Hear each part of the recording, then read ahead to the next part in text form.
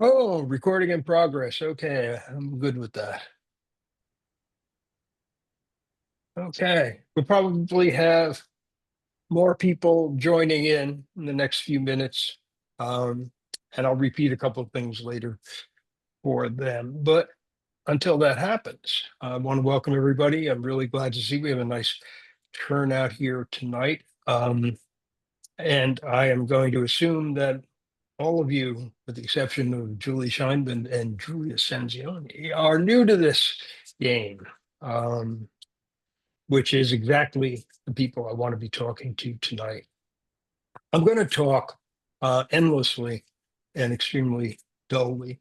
And I'm going to ask that if you have questions or comments or anything like that as we're going along, rather than, yeah, breaking into the endless flow of whatever it is, that you put the comments in the comment bar so that we can look at them at the appropriate time. I can see them as they're happening if I want to bring it up right then or save them from later. But this way, I'll have them and I will get to all of the questions that come up. And most of the questions probably will be answered before, uh, before I'm finished talking.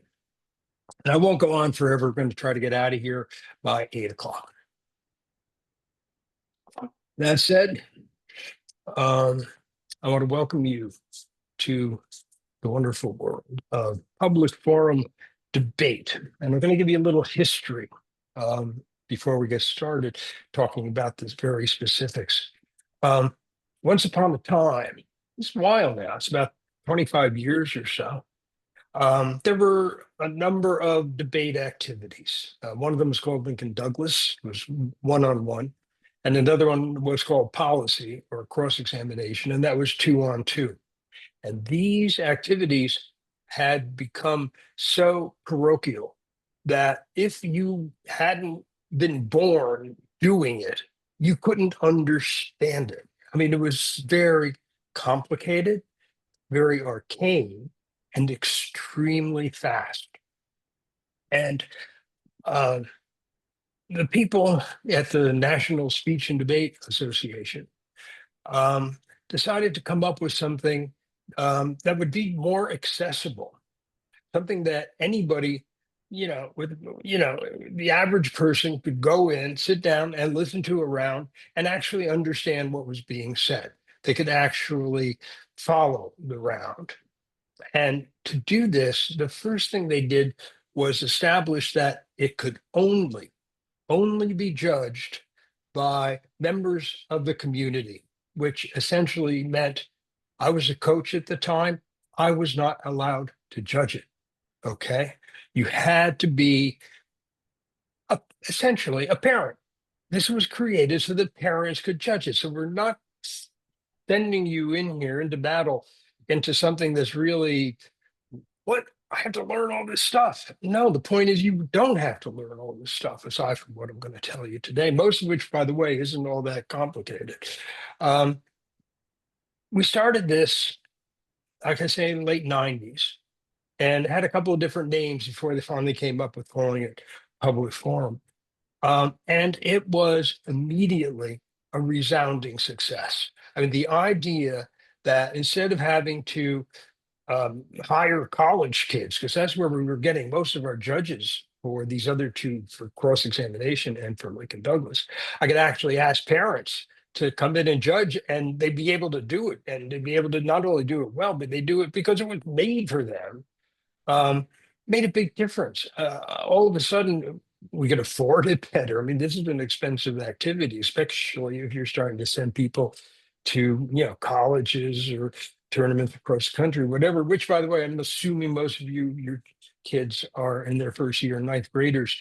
As time goes by, they'll start debating around here. They're going to debate at Regis. They're going to debate at Bronx Science. Before long, maybe they're going to debate at Penn State, or maybe they're going to debate at Princeton or Yale, and maybe they're going to debate at Berkeley, and maybe they're going to go to Texas when they're seniors and juniors. This is where this whole thing is heading. And I just want to make a comment about debate as a whole. It is the best thing your kids can do in high school. And I'm not saying this because I did it or because I coached it or whatever. I'm saying it because it's absolutely true. Your kids are going to learn how to research and don't tell, they will be able to tell the difference between facts and nonsense. They're going to learn how to deal with adults. They're going to be presenting their debate, their arguments primarily to an adult audience. These kids, these 15 and 16-year-old kids, are going to learn how to deal with adults, while most kids are learning how to deal with TikTok. Okay. So your kids are going to have that advantage, and they're going to learn to not only find a position in the facts that they have researched, but to defend that position, to understand it, to defend that position. These are life skills that are just, invaluable. And you're lucky that your kids have decided that they want to do this. The only price you have to pay for this, I hope, is you have to judge sometimes.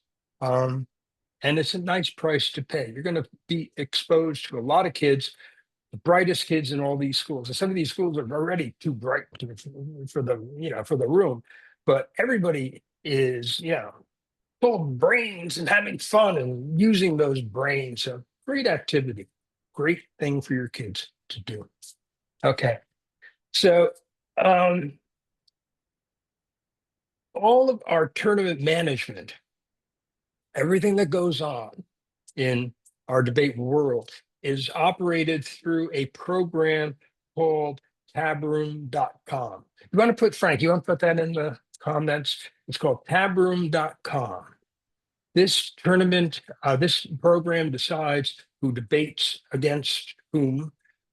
It decides who judges them, and it tells everyone what the decisions were. It tells you if you have an assignment. Okay, so this is going to be your lifeline. Tabroom.com is your lifeline when you go to a tournament. Before you go to a tournament, there'll be some things in there, information telling you what's going to happen at that tournament, things like that. So when you sign up for it, you'll find it's a very simple program to sign up for. It's not complicated at all. Essentially, you put in your email, you make a password, and there you are. One thing I'll point out, although it's not much of a problem in our area because your coaches wouldn't suggest this, but you have to have a unique account. You can't have like a husband and wife account. You can't have your coach's name. We used to get this a lot when we first started doing this. Everybody would register as a coach. So when I wanted to send 15 assignments to a particular school, they all went to the coach who didn't know that it was going to these other people. So it was very common. So you have to have your own. Your kid has theirs that's separate. By the way, your children will have accounts on Tabroom that no adult has access to, aside from their own coach, obviously. Um, so, as an adult, I can, send you messages. I can see what you're up to, blah, blah, blah. If you're a student, doesn't happen. So it's very safe and was built to have that level of safety. And this, unfortunately, is 2025, the last we looked. So that is sort of built into this.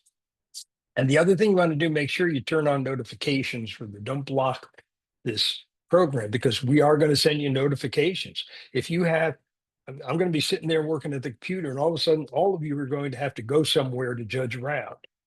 And tabroom.com is going to tell you when to go and where to go. So you have to have that set up so that you get the announcements.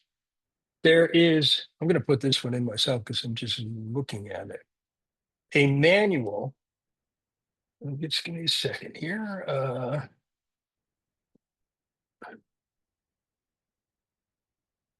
Yeah.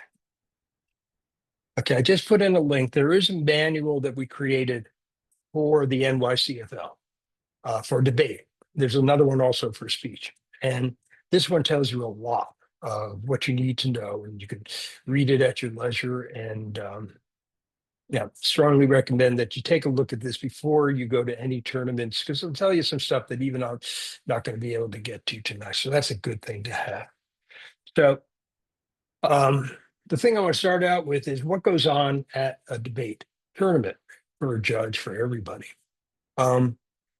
there's a lot of waiting around, depending on where the debate happens to be. A lot of our local debates, there's not a lot of waiting around because everybody's going to be busy. We don't have a lot of overage.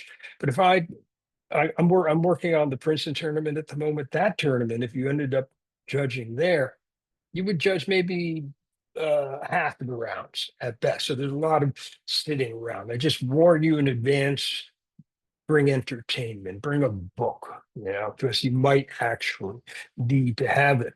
Anyhow, you'll be sitting there reading War and Peace or Bleak House or whatever it was you decided to lug along with you, and you will get a buzz. You will get an email. There is actually a little setup thing, and I strongly recommend you do it. I'm not going to go into the details. It's called ringing the bell, and you'll see that in all the documentation that I'm sending you. If you ring that bell, you will get a notice right away. You'll get buzz that you have an assignment. So you get that assignment, and then you just go wherever it tells you to go. In like this coming Saturday, we're going to be at Bronx Science. I'm sure some of you are from Bronx Science. You know this is a big, complicated building.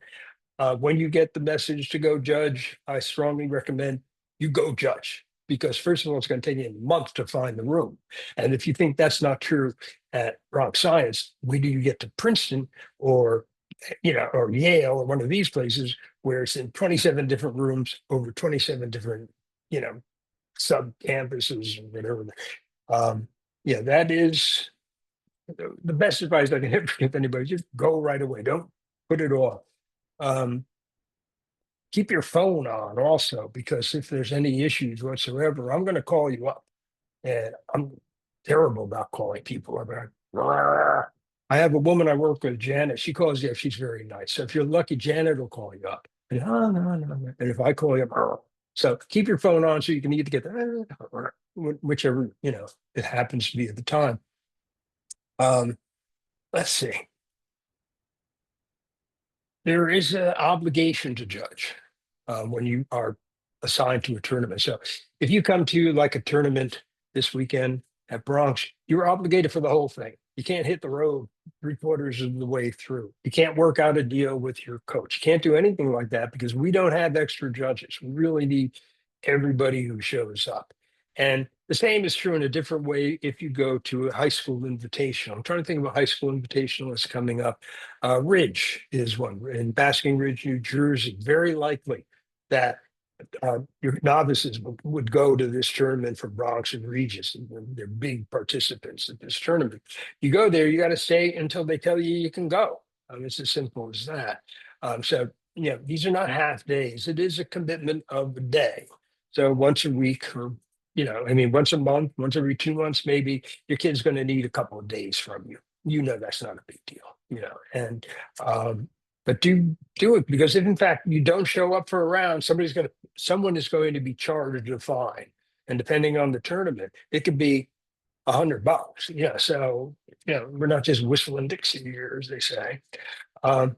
Another thing while you're at a tournament, when you go to a tournament, there's probably going to be what we call the live doc.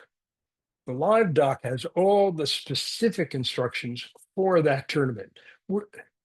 All of us who are coaches are really, I don't want to say prolix, but we do go on and we do write up stuff. We want you to have all the information you possibly could have on hand. And the live doc is how we do it for a specific tournament. We usually issue those a couple of days before the tournament. I usually send them to all the judges on the Thursday night before a tournament. Not only does it tell you the specifics, things that are really important, like what's the schedule for that tournament. That's a really big thing. And if it is a complex tournament with a lot of different buildings, it'll tell you which buildings your divisions are in and things like that. Another thing, it's updated up to the minute. So if there's like a hassle of some sort or a problem or anything, it'll be in there and it'll tell you, AWS just went down. We can all go home now, or things like that, if those things do come up. So you want to have that live doc in your hand when preparing for a tournament and when you're at the tournament. They're very good things to have. And as I say, most tournaments nowadays do have them. I certainly have them for all the NYCFL tournaments. And there is one already available. If you go to tabroom.com, you can get it. Let's see here. Okay. So you just got an assignment for a round. You got it through tab room. You got the buzz. Bell went off. You went to the room. Okay. When you get to the room, what's going to happen is there's going to be two teams there. Okay. And, each team is two people and be two teams there.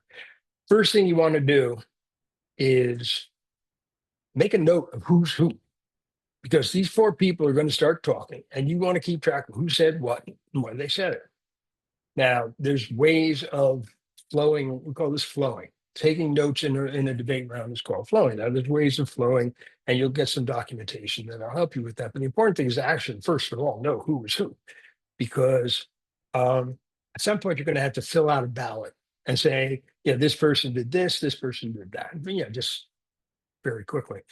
But you want to know who this person was. So make a note. I usually do things, that, John Doe is wearing a bow tie. So and so has red pants on. Whatever it is, some distinguishing characteristic other than their name and their team, because they're going to be standing right in front of me. I want to be able to remember that so and so is so and so, so that when I assign how well they did, I'm assigning it to the right people. So that's really important for me. Another thing you're going to do, you're going to get in that room. They're going to come in. You're going to be there, whoever's there first. You're not going to talk to anybody. I mean, you might say good morning, and that's good enough. Okay. We have found that if you say anything to the debaters, they will misinterpret it. Okay, that is their job, is to misinterpret what the judges say and then come to me and complain about it. So you don't want to say much of anything that can be misconstrued in the situation. As I like to say at the opening meetings, anything you say can and will be used against you. So you're not there to talk to them, find out particularly much. You find out who's who. Okay, you're this school, you're this school. That you want to find out. That's good enough. Now, in public forum, sometimes it is not known in advance who is going to be on what side or what order they're going to speak. There's a flip. They flip a coin. Whoever wins the coin flip gets to decide either which side they want to debate or whether they want to go first or second. And the other team defaults to the other. Now, we do not do the flips in the NYCFL. So you won't have a flip this coming weekend because we're primarily a learning league, and we think that people should learn to debate all sides of all the issues. So we preset what side they're going to be on, and we also preset who's going to go first. So the first couple of rounds, pro goes first, third round, con goes first. So it's pro and con are the nicknames for the two different sides. Let's see here. So if you want to take notes during the round. Now, a lot of people like to take notes on their computers. I never got the ability to do that. I found it much easier for me to make my notes on paper. And when I made my notes on paper, I always used two different colors. So there was a color for the affirmative, which would be black, and a color for the negative for the con, which would be red. So this way, if the con is talking, I'm writing in red. And if the pro is talking, I'm writing in black. So then when I go back and look at my notes, I know who said what, on the basis of this. So I do recommend that. But you can take notes however you want. If you're really comfortable, on the PC or on the iPad, fine. Like I said, I'm a paper person. I'm very happy with that. Whatever you decide is the best for you, that's what you want to do. But you have to take notes because there's going to be a lot of stuff going back and forth, and there's really no other way to keep track of it. You can say, well, these are like 15-year-old kids. There's nothing they can say that I can't follow. Trust me.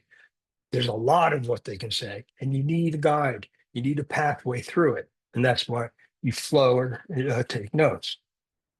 So I'm going to tell you the topics now. So what are you going to be hearing this weekend? One topic, we have two topics going. There's a novice topic, and there is a JV and varsity topic. The novices are doing the topic.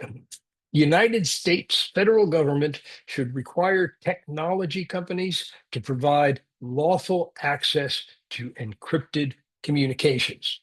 In other words, Apple should let the police get into your iPhone. Okay. I like this stuff. I think it is a great topic for people to discuss. The JV and the varsity are debating way fewer words. The UK should join the EU, which, well, rejoin. I'm sorry, let's get it straight. Um, Another fascinating topic. There's a lot of stuff people can come up with on these topics. So, and we're putting your names in the comments that you're here. What I'm going to try to do as much as I can, and I might be able to do this completely, is if you're here tonight, that means you're starting out. And I'm going to put you into the novice division for judging. That's the encryption one. And the reason I'm doing that is if you think you're new to this, where do you see these kids? Okay. They are going to be stumbling along and you're going to be supportive of them as much as you can, but they're not pros yet. Yeah. If I put you into a varsity round, these guys, they're going to tear the topic apart. They're going to do that UK, EU thing coming and going. But, from your point of view, the novices will be slower. They won't have as much information. They won't use up all their time or any of this kind of stuff, which will make it easier for you to do your job because you're learning at the same time. So learning along with them is a great way to go. So anyhow, how does the debate actually work?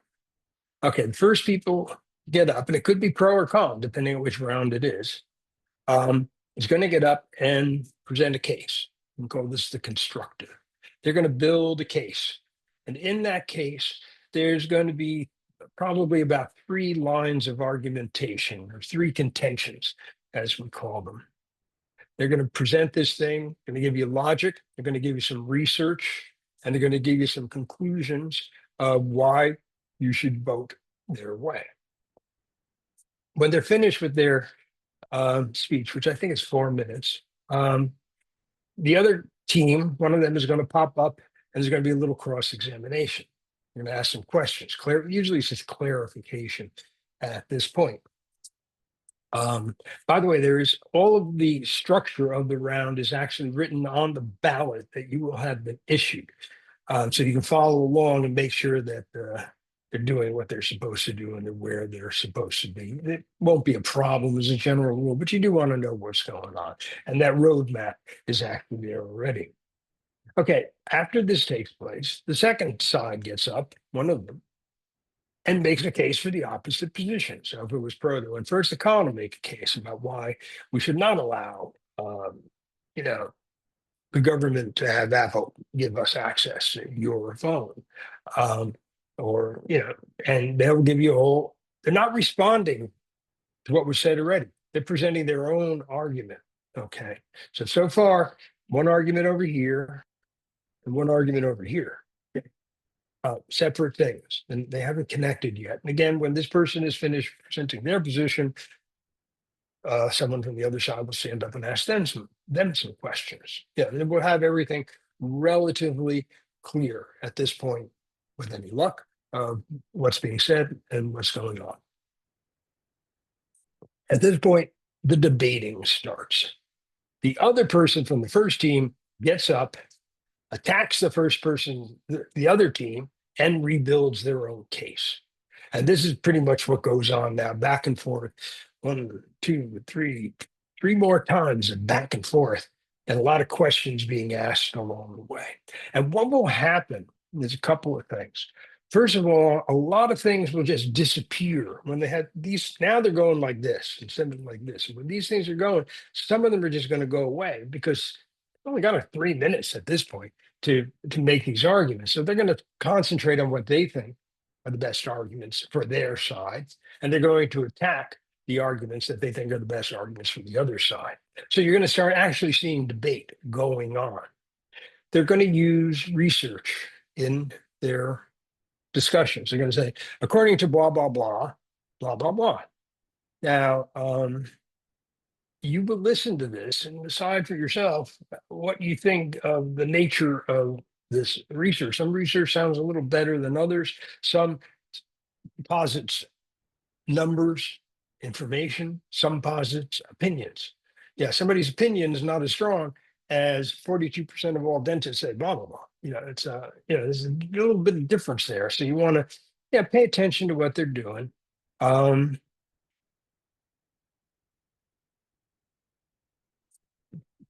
if you hear complete nonsense, by the way, trust me, you will hear complete nonsense. Your job is not to evaluate them. Well, you meant that was nonsense, so I'm going to take some points off. I don't know. It's up to the other team to say this was nonsense. They are not debating you. They are debating each other. So if I say that the Gobi, I was in a debate round once, and the one team says the Gobi Desert is in Africa. And I'm sitting there and I'm thinking, they moved it. I missed this. I literally looked on my computer to make sure that they hadn't moved the Gobi Desert. So I was figuring the other team was going to really knock this argument right out of there. The other team also thought that the Gobi Desert had moved to Africa. The debate went on.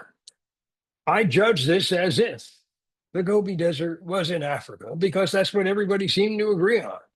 Did, however, when the round was over, point them to the globe. But that's a different issue altogether. They're debating each other and not debating you. So this brings up another issue. You may, in fact, have a strong opinion on a topic. Now, you probably don't care one way or the other about the UK and the EU. And you have your interest. It's a fascinating subject. And you think it was crazy to do it, or they should have done it. One of the two. Doesn't matter. More likely, you're going to have a strong opinion on the breaking into your iPhone kind of thing. And you may be a strong believer that law enforcement should have that ability for whatever reason, or you may believe, I'm sorry, that I don't care what you're doing. If you don't have a warrant, you ain't coming in the immortal words of the Grateful Dead. So that's not the exact quote, but close enough. Anyhow, your opinion doesn't matter. Whatever you believe, leave that at home on Saturday. What matters is what these kids say to one another. Okay. That's really important. Now, let me see. I have some notes here that I just want to check up on. Let's see here. One of the things I used to tell people was that if, in fact, you were the king of the world, we'll go into that one, and you had to decide the policy for the world, for the country, for whoever, if you had to decide the policy for England, if you heard this EU, UK thing, after hearing these arguments, what would you do? Which is one way of making a decision who did the better debating, because if one of them said, yeah, oh, this one's just seemed to have so many much better ideas and good and rationales and facts and everything, I think that they should join the EU. Or, I think that the police should be able to get into my phone or not, as the case may be. So what did you hear if you had to make a decision of what to do as king of the world? What would you do? That's one way of helping you decide what this to do. The last speech that these people give, or it's not really a speech, it's called crossfire. It's more important. They both give a little summary speech right after that, but there's a thing called crossfire. At this point, this round should have boiled down to one or two main points.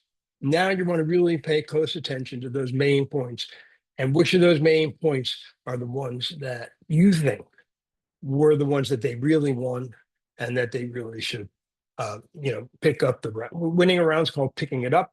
You pick up the student or you drop the student. Okay. So you can pick them up because of their great arguments. You drop them because the other team had the better arguments.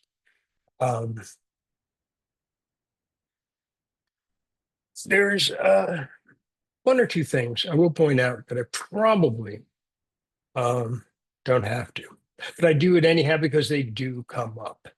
Um, Sometimes a debater identifies as female because, well, they're female. Simple as that. Girls have a little bit of a tough time sometimes in debate because uh, if they're aggressive, they are somehow penalized for this.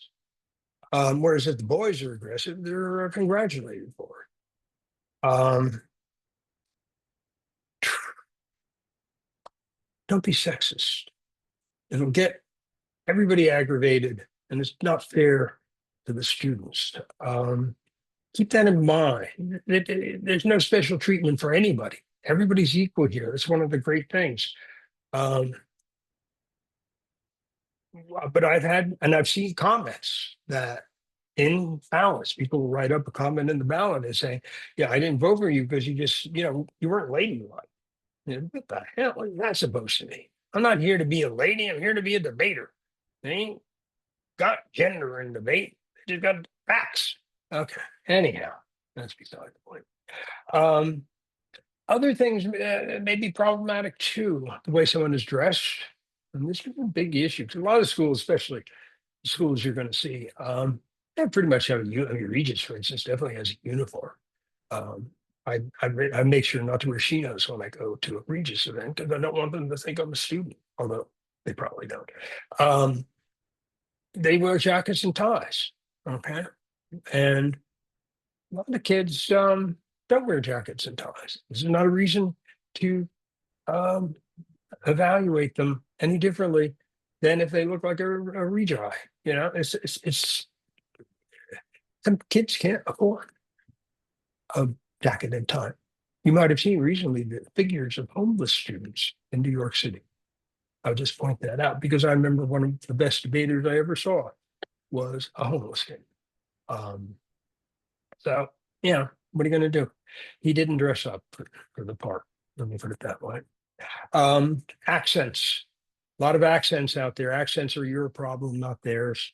I can't judge anymore because underneath these are hearing aids. I can barely hear people that are, sitting across from me, no mother, much less, somebody with a strong accent of any sort, which I have uh, taken myself out of judging for that reason. So, again, an accent means nothing.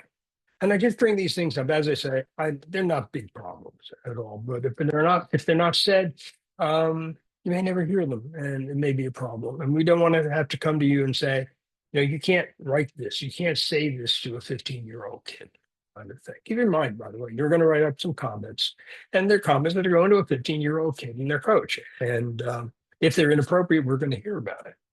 Okay, anyhow, so all this debating goes on, and this pretty much boils down to those one or two arguments in the very end to give a little summary of why you should vote for me because of this. I listen to that very closely because if somebody says you should vote for me because of this, and I've been thinking I should vote for them because of this, that's pretty good. If they say you should vote for me because of that, and I don't even know what they're talking about, not so much. Or if I really think they didn't win the thing that they did, again, listen to these kids. They'll tell you what they want you to vote on it. That's fine. There's nothing wrong with that. You have a ballot to write up. On this ballot, there's a couple of things. First, there's a reason for the decision. A reason for the decision is not you were a better speaker. A reason for the decision is your argument on such and such was the one I thought won the round. So a reason for decision, RFD, as we like to call it, is simply this was the best thing that got said, and not the way they said and not how they presented themselves. And it's going to be tough, I think, a little bit with some of the novices who aren't confident yet and competent for that matter. But nonetheless, your reason for decision is not you were more persuasive, because of course they were more persuasive.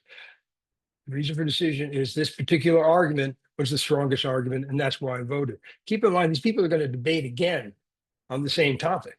At least the novices are. They're going to be debating this in November and December. So any advice you give them, this was a good argument, I didn't like this argument, very useful, because they got up to like 5 or 6 more times they're going to debate this. And they might debate it in class, they might debate it after school, whatever the case may be. So it's useful information. So that's the reason for decision. Underneath that, there are specific comments that only go to that team that you can put in things like you talk too fast. And believe me, some of them might want to talk fast. They shouldn't. That's wrong. They should not be talking fast.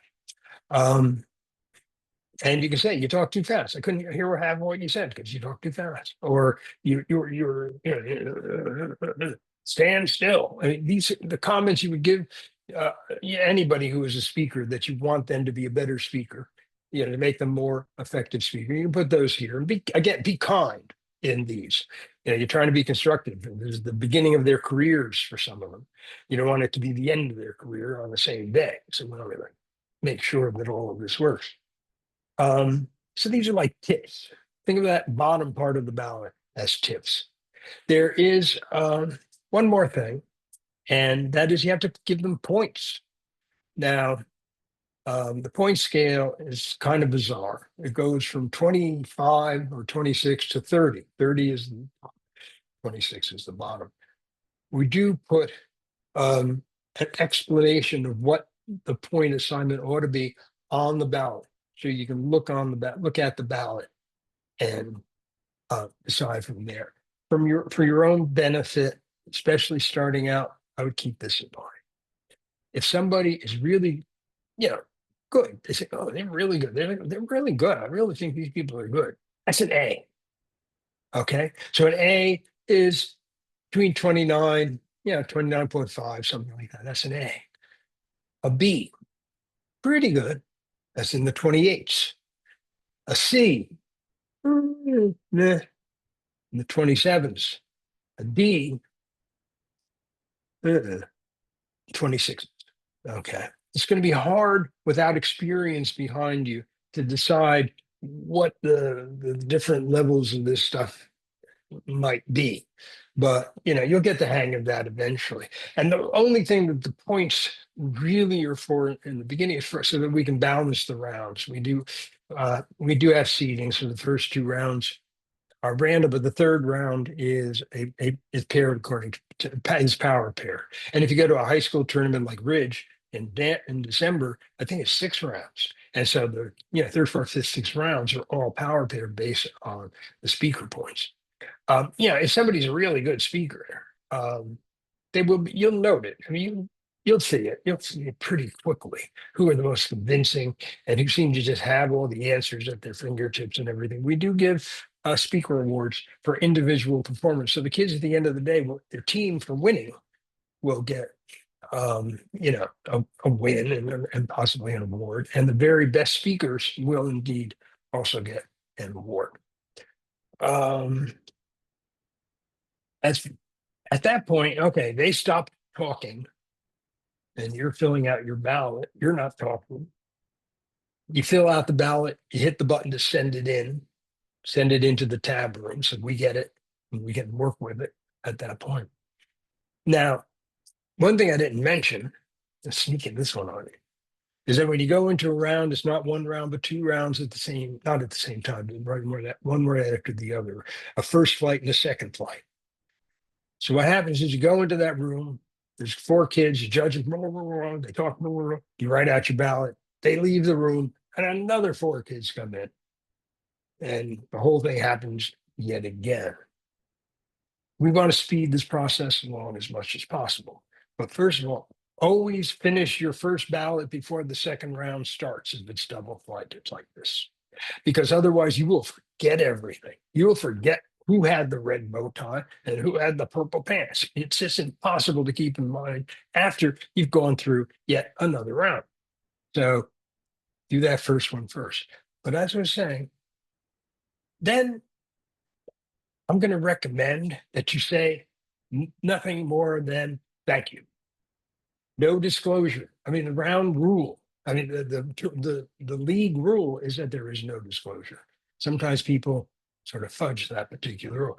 But you not only don't have to say anything, but I'll bet dollars to donuts you don't want to say anything when you're first starting out as a judge. And you don't have to.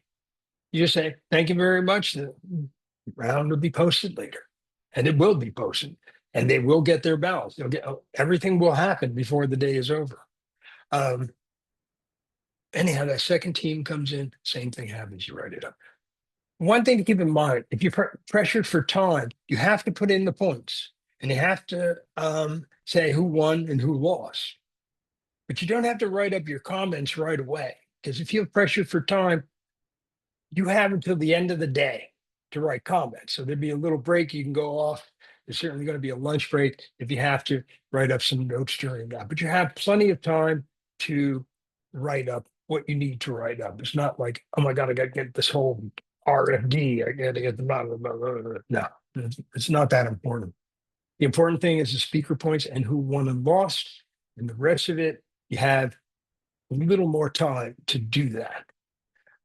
And by the way, after the second flight takes place and those kids leave the room, it's probably going to be about 15, 20 minutes for you to like write up anything you want for both of them. So you'll get that done before you have to go to the next round. Some tournaments, by the way, the high school tournaments, the invitationals, you can disclose. They sort of like you to disclose. I'm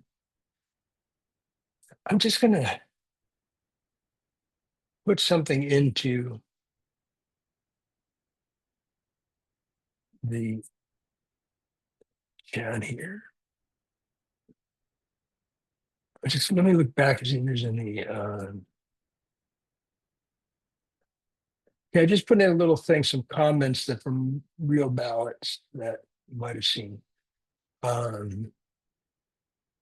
Somebody had asked, yeah, not a lot of questions in here, but how much time is between the rounds? I mean, in that flight business, it's no time. One batch of kids come out, one batch goes, next one comes in. So overall, the amount of time is about, I think, 45 minutes to an hour for an individual flight. The overall thing we schedule about an hour and a half, 2 hours, depending, for you to do that. Then between round one and round two, these are preset. So there's really no break whatsoever. So we're going to start at 10 o'clock. For the first round, it'll be at 10 o'clock. The second round is going to be at 12 o'clock. Then there's going to be a break.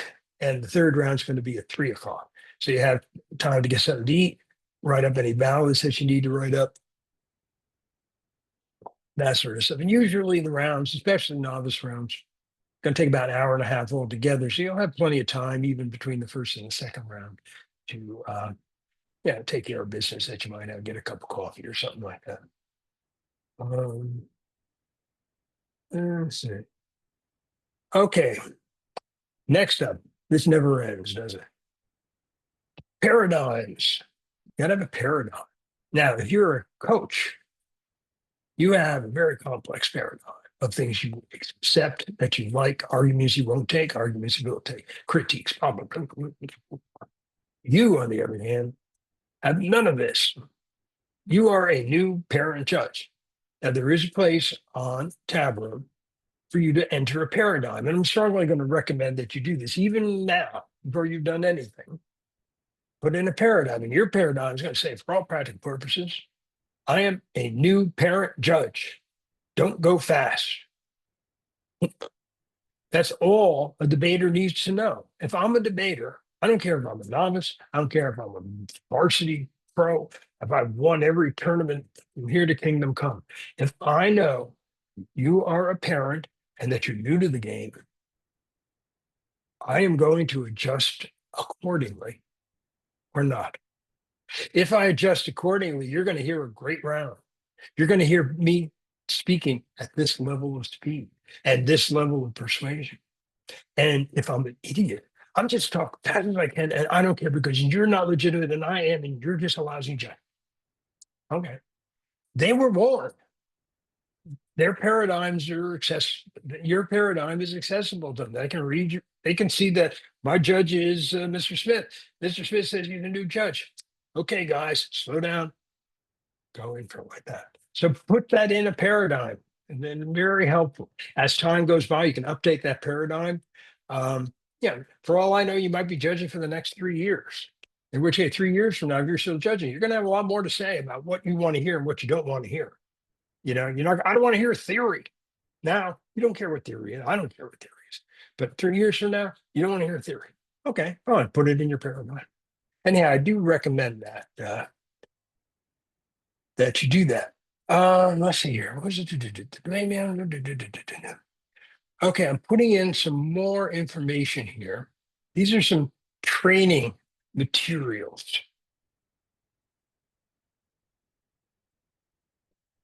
that are really good. You can actually see around. Yeah, rounds have been recorded. You can read some examples, ballots more than what I just put in there. I mean, you can go as deep as you want on this, but these are really good from various coaches around the region that put these things together, and they're there for to help you along. I mean, the best thing I can say is that, as I said at the beginning, this activity was created for you to adjudicate it. It was essentially created so that the average intelligent person could walk into a room, listen to what's being presented, and make a decision about who did it the best. Um, yeah, that's really all there is to it. That's a lot, actually. Come to think of it, like throat is dry. But anyhow, um, that's pretty much all I have as prepared as it was. And I sent you some materials there. So if there's any questions, I'd be glad to. If I can't answer them, I assure you Frank can. Just put them in the comments or whatever. Or not, then I can go watch TV like everybody else. Okay. Um, I'm trying to think if there's anything else that's good to pass along. Most of the places have a nice judge lounge for you to hang around in. Um, and it's a good idea to be in that judge lounge, especially in a university situation where they're looking for you, or a high school situation. If there does happen to be a couple of gin bills down the road, don't wander off. Oh, good, Frankie's on there too. Yeah, we need to be able to find you, and this is why you have to put your phone number into uh, tab room so that we can call you up. There is a thing when you get a ballot, there's going to be a thing that says acknowledge ballot. We ask you, we beg you to hit that right away. If you acknowledge your ballot, we know you got it. You got your ballot. And we can rely that you're going to turn up where you're supposed to turn up when you're supposed to turn up. There are some people who don't press that button. And when you don't press that button, we're sitting in some dark little room, some cave somewhere. We don't know what's going on. This guy didn't press his button. He didn't acknowledge the ballots. I'm going to have to call him up. I'm going to have to text him. I'm going to have to call his coach. I'm ultimately going to have to fine him $100 for not showing up. I mean, you don't want to be in that situation. You don't want to be that judge who we have to beg to go there. And we have to fine because we got a lot of work to do. And digging up the judges who could have hit the acknowledge button right away is not the best use of our time. So I do ask that when you get a ballot, acknowledge it right away. Okay. And very good advice. Okay, keeping time during the debates. As a general rule nowadays, especially JV and varsity, kids time themselves. There is a timer built into the ballot that you can use if you want to. I mean, the general rule is, if they actually use up all their time, they can finish the sentence, that they're in, and that's about it. timing isn't that big an issue these days. So, because as I said, the timer is there, and more to the point, there's four kids sitting there. Those kids are going to be timing themselves too, because they don't want the other side to get more time than they want to get.